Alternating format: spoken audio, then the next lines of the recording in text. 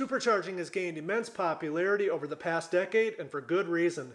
Their ability to provide massive horsepower increases without affecting reliability, drivability, or fuel economy has not gone unnoticed by the automotive performance enthusiast, and the manufacturers have come to the table with several well thought out, fairly priced options for your hard-earned dollar. We're going to talk about the top 7 reasons you should seriously consider supercharging your C5 Corvette next. Toys for Life.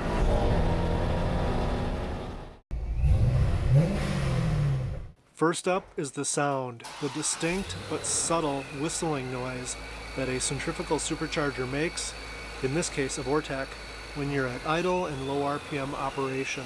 Lets everybody know there's something magical underneath the hood.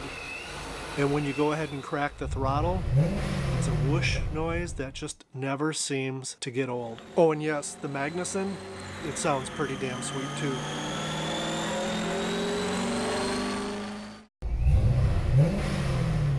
Reason number 2, no other single modification gives you more horsepower on demand 24/7 than adding a supercharger. In this case, a Vortec V3 supercharger added to a C5 LS1 engine, and you've got an additional 215 horsepower on tap. Nitrous oxide is a great bang for the buck, but it's not 24/7, it's not on demand, and in the end of the day, it ends up being a pain in the ass. Reason number 3, drivability. Most people don't know, but you can get 600 crank horsepower and have the C5 Corvette drive pretty much exactly like stock. In fact, most people wouldn't even know that it's got a supercharger on it.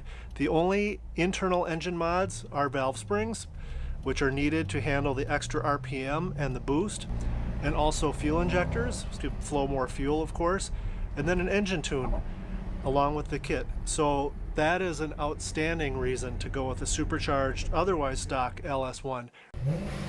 Reliability, and what I mean by that is no, not at 6,500 going wide open, it's not going to be more reliable. What I mean is, if you ever put a large camshaft in a car, the steep ramp and the high lift, it's very hard on valve springs, and they have a tendency to fail once in a while, and when they fail, it'll take the piston out with it and the whole engine. Aftermarket headers, they're known to rust and corrode, they're known to burn spark plug wires, they're known to contribute heat to the interior, and also some of them hang low and scrape on things as you drive over them. One mod and done. If you've been in the horsepower game a while,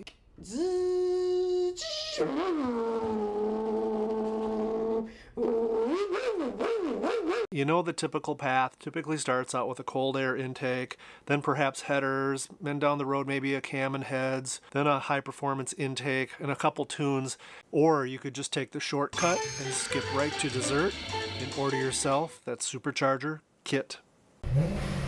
Reason number 6, significantly more horsepower than a streetable cam, heads, and headers car. If you take a stock LS1 C5, it's going to get around 310 rear wheel horsepower. If you go with a streetable heads, cam, and headers setup, you might end up with somewhere around 430 to 440 rear wheel horsepower. But if you take the Vortec supercharger kit on a stock LS1, you're easily going to make around 525 rear wheel horsepower with 100% streetability.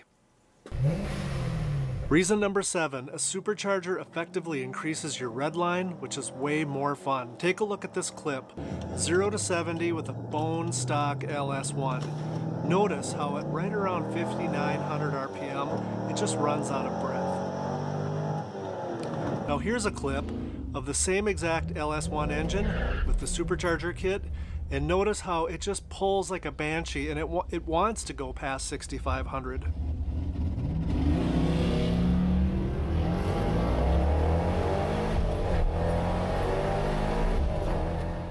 Guys, the main point in making this video is to point a spotlight at some of the ways in which adding a supercharger to your C5 excel. Now I know adding a supercharger is not for everybody, but most gearheads that I know At the end of the day, they're really looking for a ton of horsepower, and nothing really satisfies that want or need 24/7 on demand quite like a supercharger. Guys, if you made it this far in the video, I hope you liked it. Please hit that share, like, and subscribe. And as always, thanks for watching.